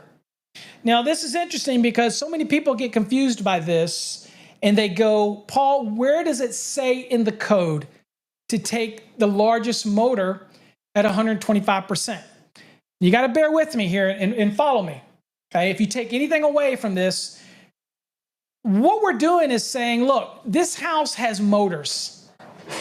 And the rules in 430.24, when you have multiple motors, and we have multiple motors in this house, in this building, right? It says to take the largest motor at 125% and the sum of all the other motors at 100%. Well, remember earlier when we were taking into account all these appliances? We actually took all the motors at 100%. Now, granted, we did apply some demands, but we've already accounted for these motors. But we never took any of these motors at 125%. So when you go look at 220.50, put a little star next to that if you want, it reminds us to look at 430.24, which is where you have multiple motors. And it reminds us to take the first motor at 125%, but we haven't taken any motor at 125%. At best, we've taken them at 100%. So we got to get that little 25% somewhere, right? Somewhere. So what do we do? All right, well, let's go look at the code because this is one of the most confusing areas of the code for people is let's go look at 220.50 and see where we get that language. Right here. Motors and air compression equipment. Okay, motors. We got some motors. So it says the motors, the conductor sizing required, specified in 430.24 and 430.25, and the feeder demand factor calculating methods in 430.26 shall be used to determine the motor loads. Okay, but we're under a load calculation. So that's what gets us to 220.50. So, and if we go to 430.24, if you're familiar with motors, it, like I told you, it says take the largest motor at 125%. We haven't done that, okay? We haven't done that anywhere. So as we kind of scroll down here and get down to what we're doing in all of our calcs, you know, we're getting down here and we say, okay, we have to account for 220.50. We don't have that 25% yet, right? So we got to find it. All right, now, in our case, this is where you got to think. Remember when we did the AC, which is the largest motor in the building, that air conditioning compressor, right? But we compared AC versus heat, right? Well, guess what we did to that AC loads? We got rid of it. We threw it away. We kept the heat. So we're not going to go after that air conditioning motor now. We have to now go for the next largest motor, right? Next largest motor. And in our equation, as you see on the screen, the next largest actual motor is a in-sync waste disposer. And that was 1,127 VA. Oh, 1,127 VA. Now, we only want 25% of that, right? Because we already took it at 100%. Even though we got the luxury of applying a 75% demand to it, doesn't matter. We already have it figured in. So all I want to do is to meet code, I need that extra 25%. So I'm going to take that 1,127. I'm going to multiply that by 25% or 0.25. I always like to break things down into decimals. Makes it easier for the math. And that means it's going to be a 281.75. We're going to round that to 285. That is my 25% to the largest motor contribution. And again, people say, well, why did we not use the AC? Because that is the largest motor. Because we discounted that entire load when we did AC versus heat.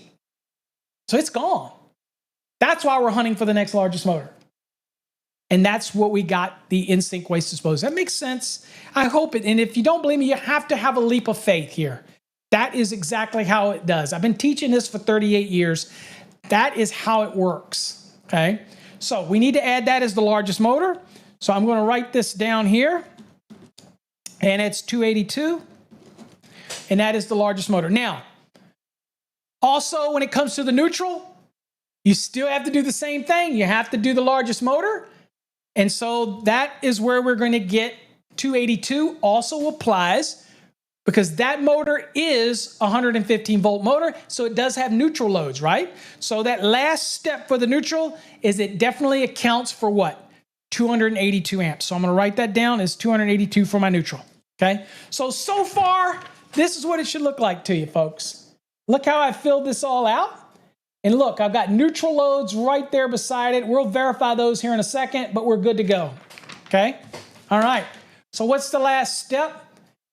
We have to add all this up. Easy peasy. So there's our loads. We've got 7,048.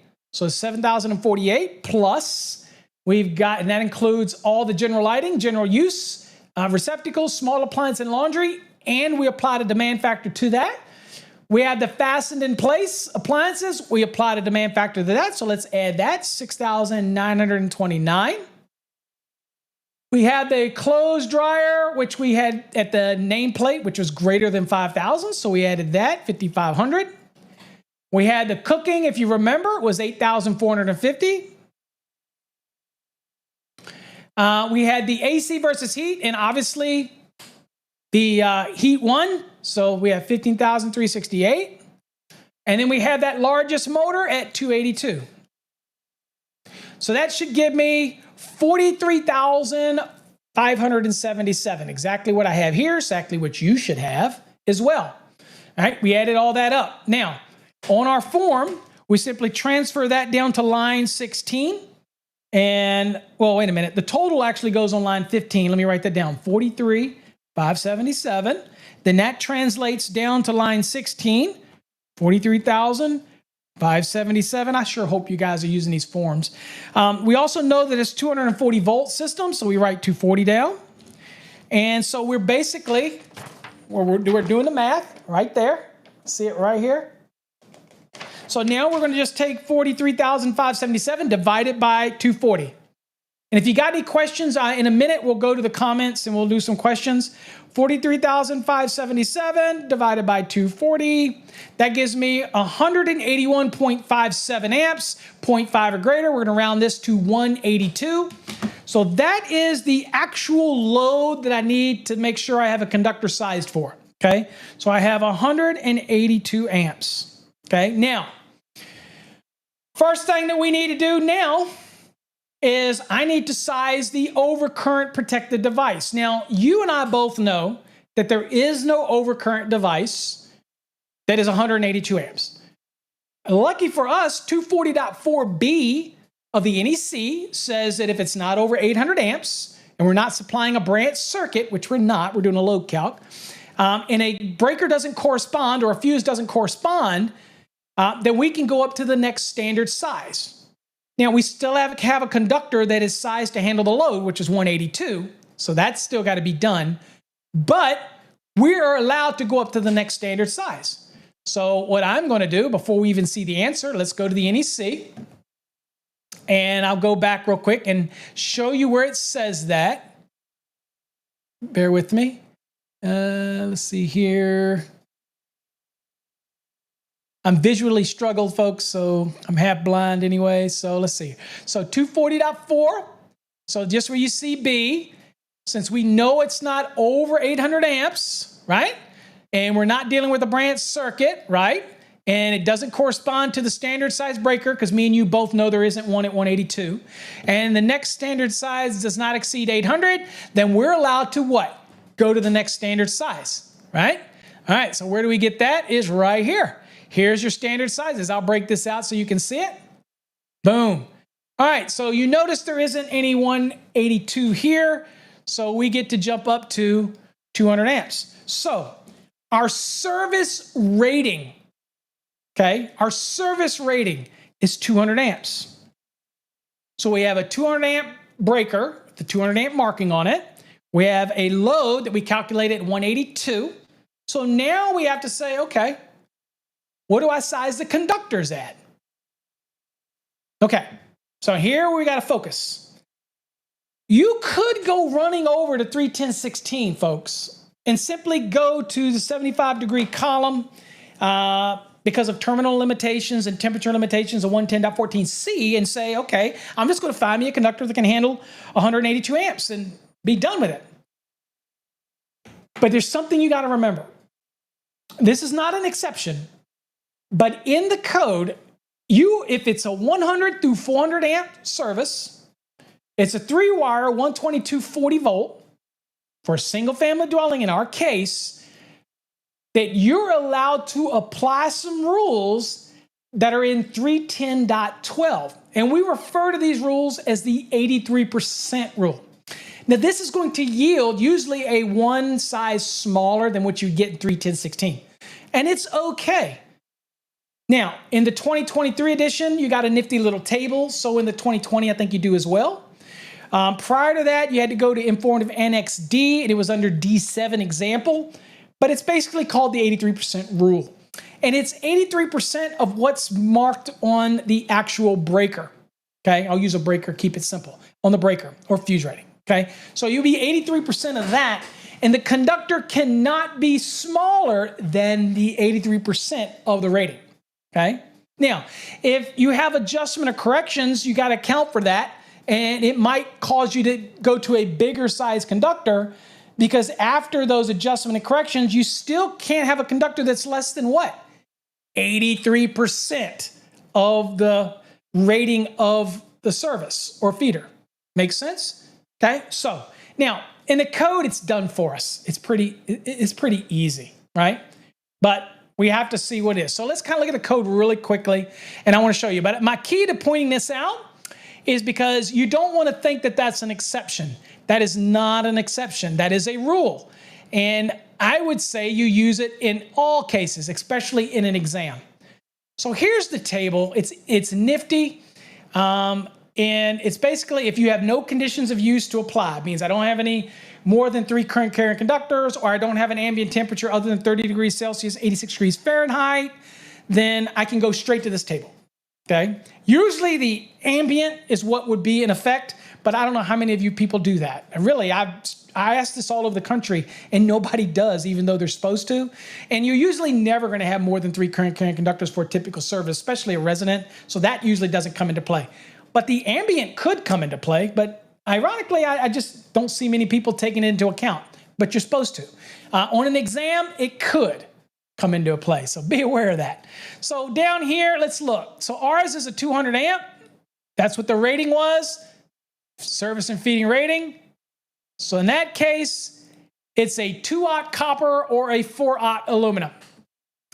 And that is very indicative of what you see with an SCU cable, where you usually get 4-aught aluminum, that type of thing, okay?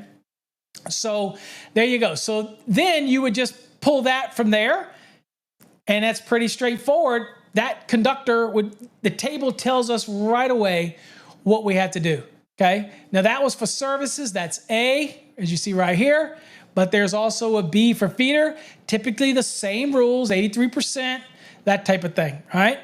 It's not brain surgery when it comes to that. Just want to make sure you know to apply it, okay?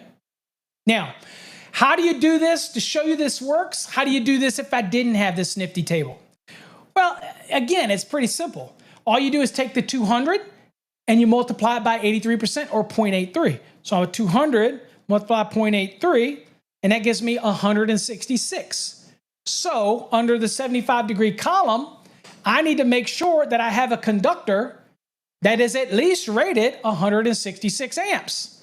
So if I were to go and look, just for us to look, and I pull this up, and I go down under the 75 degree because of 110.14c terminals and temperature limitations, I'm going to come down here, and I need a conductor that's good for at least 166. Well, this 1-aught's not going to work. 2-aught's good for 175, and you see that that just happens to be a 2-aught as well. So you don't really need that table to understand it. But you do need to know how to get away from that table and to be able to apply adjustments and corrections. And we have a video over on Fast Track's Tube that explains this. It's called Derating Demystified. So if you're confused at this and how you would apply adjustment and corrections to this application, make sure you go watch that video. It's over on our platform, okay? All right, so in our situation now, here, we did it. We found this 200. Okay, we had 182 amps. We're good to go. And we're applying it. And so it was 166 amps. We went and looked. Okay, so in our case, it's a 2-aught copper or a 4-aught aluminum. Okay. Now, if I ask you as a bonus question, now that we know all this stuff, and I said to you, what is the minimum size grounding electrode conductor to a water pipe grounding electrode, assume it's supplemented. So again, I don't need anybody to say, well, a water pipe ground requires a supplemental electrode. Yeah, we know that. I'm only asking you what's the size that you would run to the water pipe electrode if you had one. Not a trick question. You just need to remember that you're going to go to table 250.66 based on the size of the conductors that we have here, which is the 2-aught copper, okay? If it had said it was a ground rod, then you would go to 250.66A, and it wouldn't be larger than a 6 copper, that type of thing, or a 4 aluminum, right? Got to worry about the aluminum, though, because you can't terminate it within 18 inches of the earth, so nobody uses aluminum for that. They use copper. But you get my drift. I have a video on that, too, over on Fast Track's Tube. So anyway, so let's size this. So let's go real quick to 250.66. and see what it would be for 2-aught copper.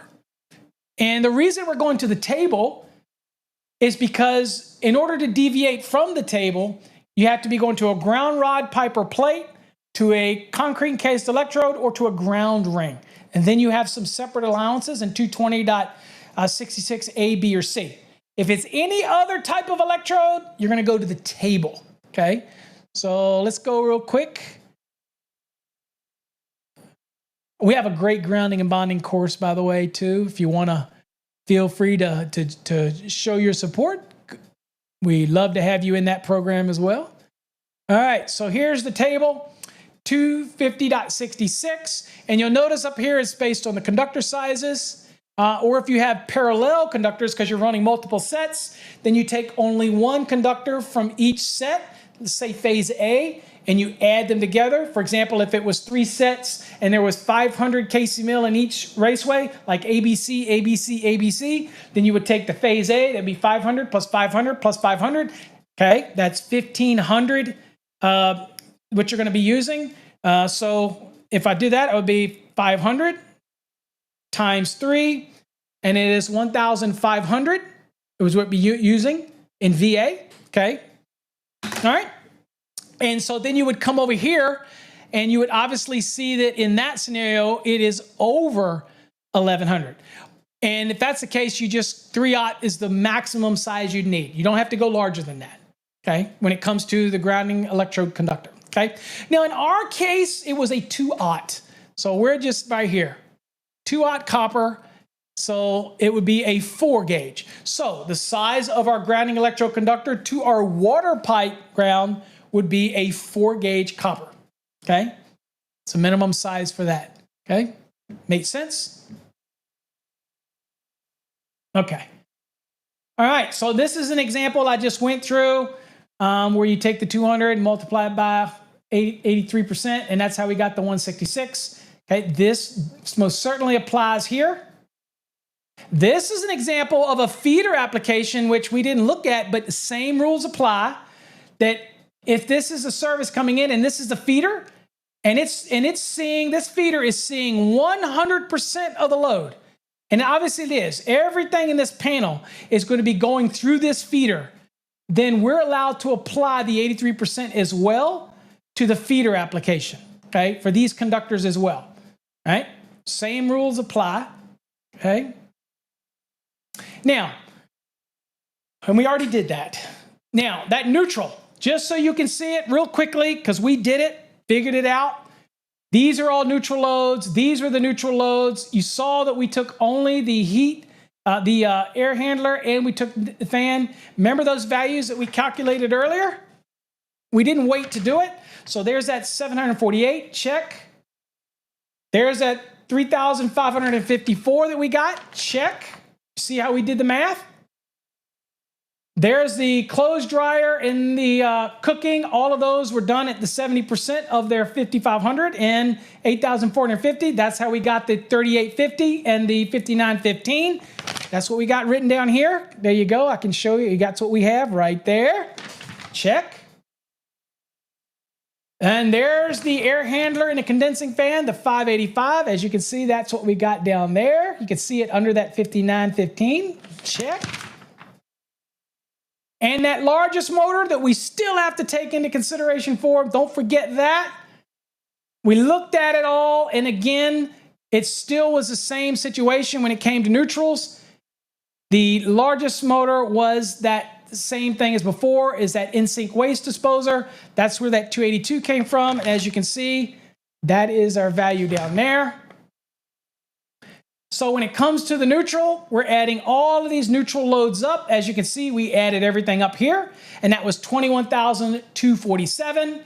Obviously, we multiply that by 240, just like we did before. I'll do that as well. And we're running close to my time, so bear with me. I'll take us over just a little bit. And I'm going to divide that by 240, and that gives me 89.27, okay? I believe that's what it gives me.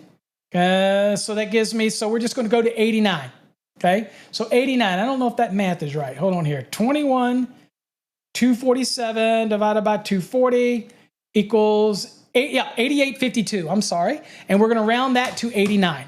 So that is what our neutral load is, okay? So we have to have a conductor that can handle at least 89 amps, okay? So if we go to 31016, we're under the 75-degree column, we have to have a conductor that can handle at least 89 amps. So I think if you go to the NEC, and we'll do that really quickly since we're already invested in this, and hopefully you folks are getting something out of it and appreciate it. If you are, give us some thumbs up. I appreciate it. Okay, it doesn't take but a little bit of effort to be, to appreciate it. And so here under the 75, I need something that's good for 89 amps. Oh, that 4 is not going to work. Oh, it's so close, but not going to cut it. So this 3 gauge is what we're going to need. And of course, if it was aluminum, that would be a 2 gauge. So we're perfectly acceptable for that. Now, one last tidbit. In the code, it tells us in 250.24D1 that your neutral cannot be less than what's in the table in 250.102C1. So we just sized our neutral based on the calculated load. But in no case can it be less than what's in 250.102C1. Well, we just calculated and said it couldn't be less than a 3. So what is it supposed to be the minimum that it could be under 250.102C1? What's the minimum? And you get that from 250.24D1, by the way. It makes that reference to 250.102C1. The code is kind of weird like that. So let's go look real quick at 250, just so we can see what it is. 250.102, right here. And we're going to go down. Here's the C1. So here's the table. Now, what you'll notice about this table is, you see right here what it says? Grounded conductor. So think of this table as a minimum size. It can't be smaller than this, but it may be larger because you have to do a load calculation. And in our case, our load calculation yielded a 3. So what does it say down here? Well, remember what our conductor was? It was a 2-aught ungrounded conductor, right? See, we're dealing with ungrounded conductor. It was a 2-aught. So it says that the minimum grounded conductor has to be at least a 4. Well, our calculation yielded a 3. And y'all all know the way it goes in the American wire gauge. A 3 is larger than 4. So we're going to go with our calculated load, and that's why we're using the 3 AWG, right?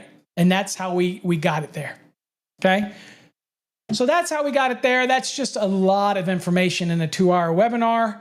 Let me bring it back to me. Well, you know what? I'll take a few minutes here. I know we're over, and I appreciate you hanging with me, but I'll go to any questions. Let's see here. You're most appreciative. I'm glad you enjoyed it. There you go. Keep pushing. And yep, I hope I go as in depth as sometimes I go too deep. People let me know. Trust me. I got my share of haters, but is what it is. There's no doubt I'm going to get a thumbs down for this just because I got my share of haters. Let's see here. Leonardo says, all best regards to you. You're awesome. Much appreciated. You're most welcome, my friend. I sure hope that you definitely get something out of it. Daryl, as always, I know that you appreciate it, and I appreciate you for joining me. Let's see here. See, Ball 316, thank you for responding to my question about the electrical inspection test. You're most welcome. Hopefully I did. Let's see here. Sal from Texas, right down the road, kinda. Down a little south down there. Thank you for joining me as well, Sal. I appreciate it. All right, folks, that's it for today's webinar. I hope you got something out of it. And again, make sure you keep your eyes open for another webinar, which the next one will be the optional method. And we will cover everything about that. If you got any questions, make sure that you bring them up. And don't forget to go watch my video that's on today at 4 o'clock. That'll be streaming. Make sure you go watch that. That's talking about motor branch circuits and not the normal, whereas people know that you just do 125% of the FLC. But we want to make sure that you understand that if there is an adjustment or correction due to ambient temperature or more than 3 current conductors, you got to take that into consideration as well. So we're going to cover that today. So make sure you check that out, okay? So, Richard, last question I'll take here is, when I move to the East Coast, yes, it always moves with me. So when I move to the East Coast, everything will move to Eastern Standard Time. But right now, it's Central Standard Time. So yes, it will probably move because that's where I will be, all right? All right, folks, I appreciate you all. Until next time, stay safe. God bless, and we'll catch you on a future webinar. And if you want more information about our programs, just visit our website, fasttracksystem.com. Fast Tracks, T-R-A-X, system.com. Take care. God bless.